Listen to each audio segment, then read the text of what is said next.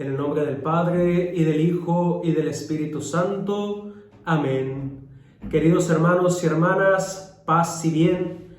Espero que hayan tenido una bendecida semana en el Señor y que tanto ustedes como sus familias se encuentren muy bendecidos. El pasaje del Evangelio que se nos ofrece para nuestra reflexión el día de hoy es el Evangelio según San Marcos, capítulo 12, versículos del 38 al 44. En síntesis, estos versículos nos muestran dos cuadros contrapuestos: la forma de vida de los escribas y la crítica que el Señor Jesús les hace. Y por otro lado, el tema de la ofrenda al templo, que denota una diferencia entre los ricos que echaban mucho y una viuda pobre que había echado todo lo que tenía, todo su sustento. Pareciera en principio que son dos temas diferentes, sobre todo cuando la interpretación tiende a ensalzar la generosidad de la viuda. Sin embargo, en realidad tienen que ver uno con el otro, y no se puede excluir uno sin hablar del otro. En ese sentido, acuérdense que la semana pasada reflexionábamos sobre la relación que el Señor Jesús tenía con los grupos religiosos y políticos de su época. Les decía que en el fondo la intención del escriba no era del todo honesta al acercarse al Señor Jesús y hacerle aquella pregunta que le hizo, ya que buscaba más bien adherir al Señor Jesús a su partido religioso y ciertamente político, a su forma de vivir, a su experiencia de Dios, y así, de esa manera, ganarles en la partida doctrinal a sus enemigos los saduceos.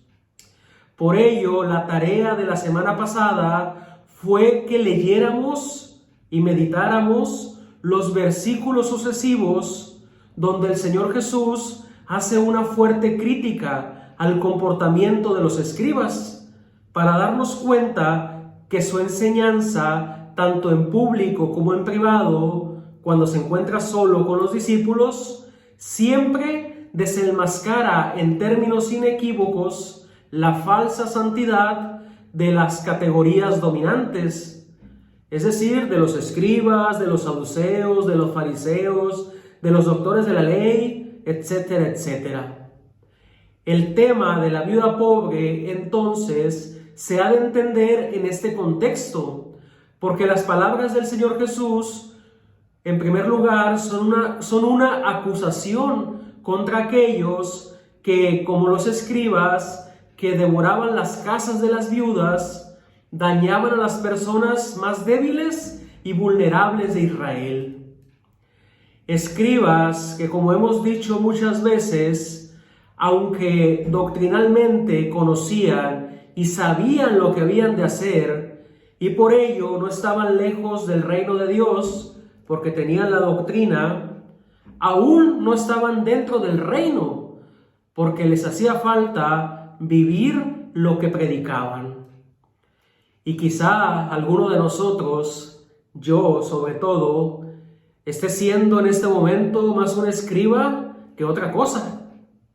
Pero bueno, lo que el pasaje del Evangelio nos narra es mostrarnos una serie de contrastes muy significativos entre el símbolo del poder, los escribas ricos o los ricos, y el símbolo de la debilidad, la viuda pobre. En principio, el comentario del Señor Jesús es una acusación en contra del poder político y religioso, porque él observaba que no eran capaces de mostrar un ápice de sensibilidad de frente a los pobres y desvalidos. Las palabras del Señor Jesús se convierten en una fuerte crítica, en una acusación verdadera, en un juicio profundo sobre la vida que llevaban aquellos escribas, la cual daba a entender con su comportamiento que aún estaban muy lejos del reino de los cielos. Las palabras del Señor Jesús, pues, atienden a una preocupación muy especial por su pueblo y al mismo tiempo una desilusión hacia sus líderes, que debieron haber guiado al rebaño como pastores atentos, como pastores solícitos, como pastores cercanos. Y en cambio no se preocupaban, ni tampoco se preocupaban por una viuda que a partir de ahora le faltaría para comer. De ese modo, mis hermanos y mis hermanas, entendemos que los escribas, como los demás grupos dominantes, solo buscaban ser admirados, ser visibles, que todo mundo supiera de ellos, que todo mundo los mirara, centrándose en definitiva en ser vistos y centrándose en sus propias necesidades, de tal manera que su mirada solo estaba en ellos y no en los demás. Aunque en realidad podemos inclusive afirmar que no veían a nadie, porque estaban demasiado ocupados queriendo ser vistos. No tenían tiempo para los demás. Por eso, todo lo que hacían, inclusive sus obras religiosas, no los llevaba más allá de sí mismos. Y tanto era su afán de ser vistos que no se daban cuenta que quien sí los debía de mirar, los estaba viendo. Es decir, Dios. Dios, que en la persona del Señor Jesús conocía sus intenciones, sabía lo que había en sus corazones y por eso ponía en juicio cada una de sus acciones. De allí que entendamos las reprimendas que el Señor Jesús les va a dar, no solamente a los escribas, sino, repito, a los saduceos, a los fariseos, a todos ellos, y que cada uno de los evangelios nos va a dar testimonio de esta realidad. Y también de aquí podamos entender lo que sucede en los capítulos y versículos siguientes a este pasaje del evangelio.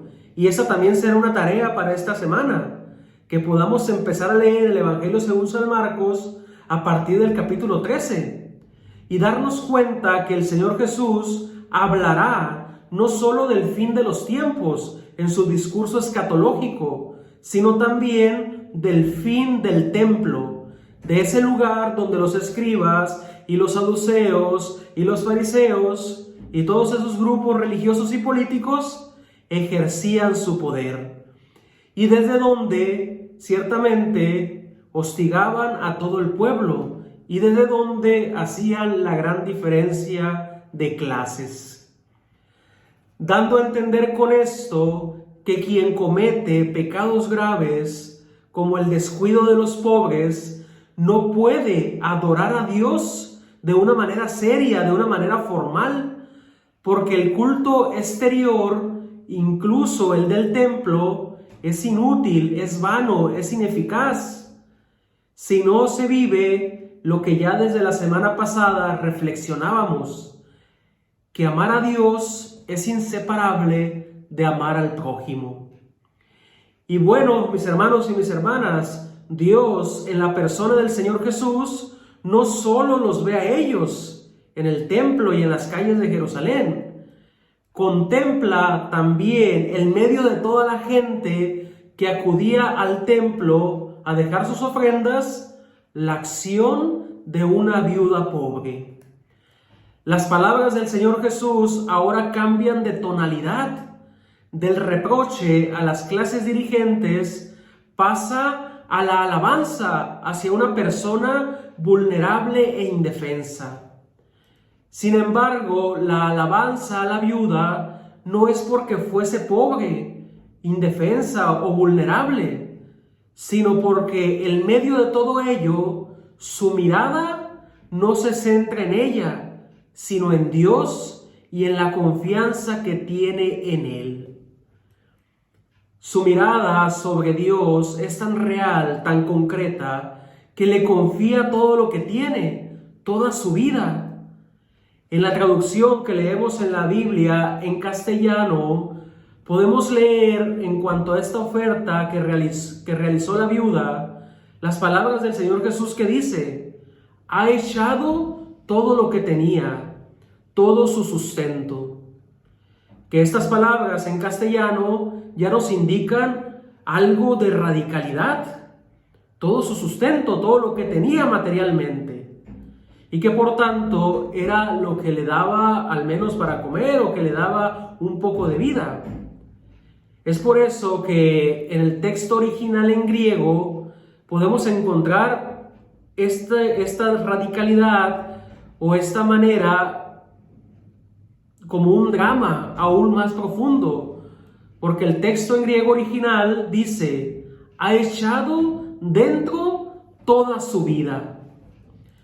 La viuda entonces, con este gesto de radicalidad y abandono, se convierte en el modelo de aquellas personas que donan todo de sí a Dios y se abandonan completamente a su voluntad, confiando solamente en su poder, en su amor, en su providencia divina.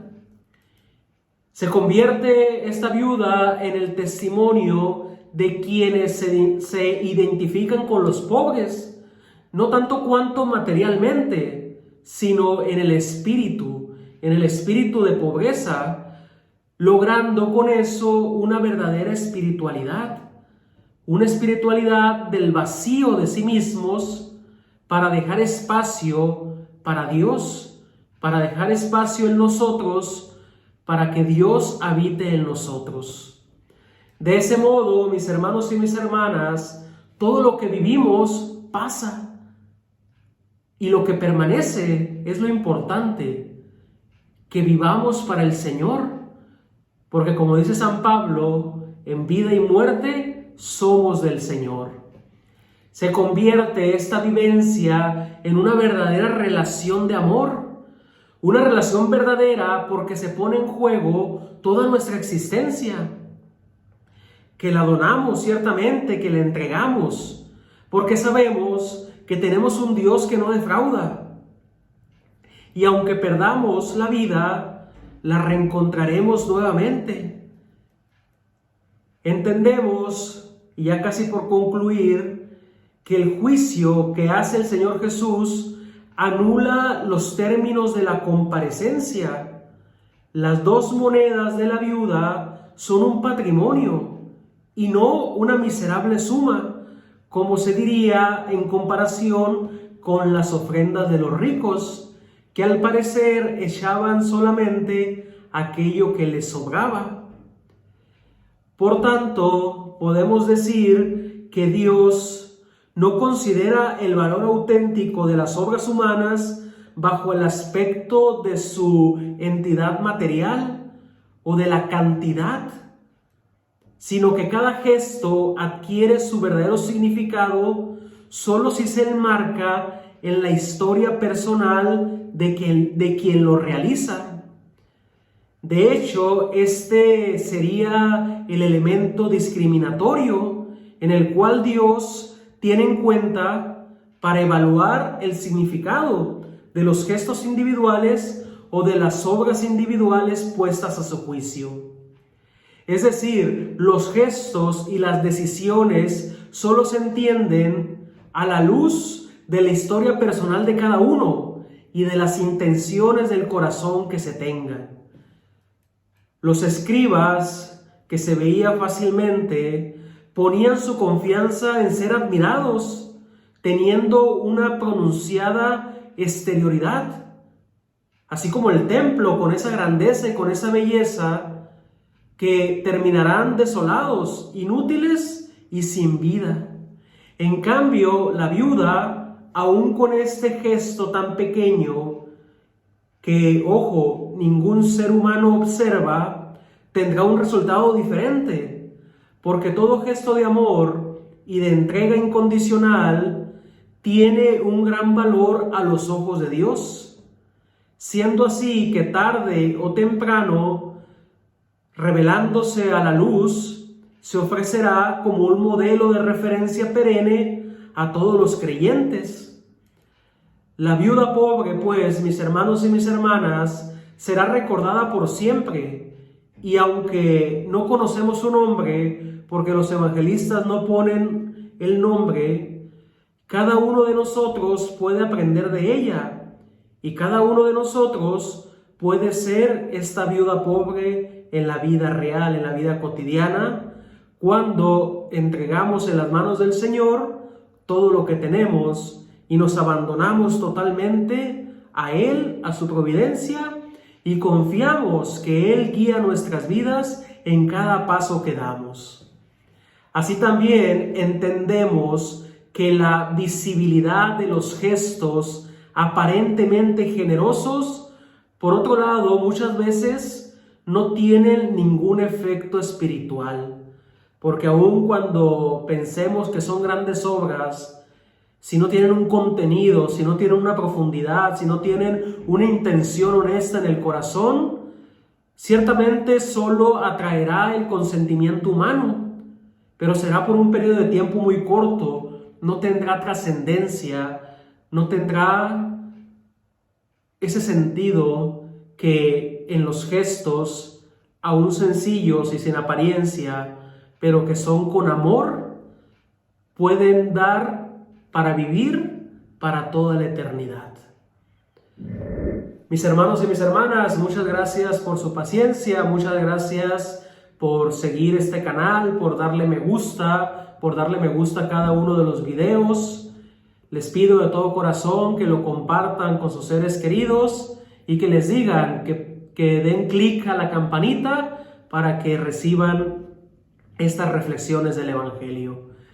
Recuerden que yo no soy ningún influencer, solamente quiero compartir con ustedes la palabra de Dios y una reflexión que nos lleve a vivir cada día mejor cristianamente.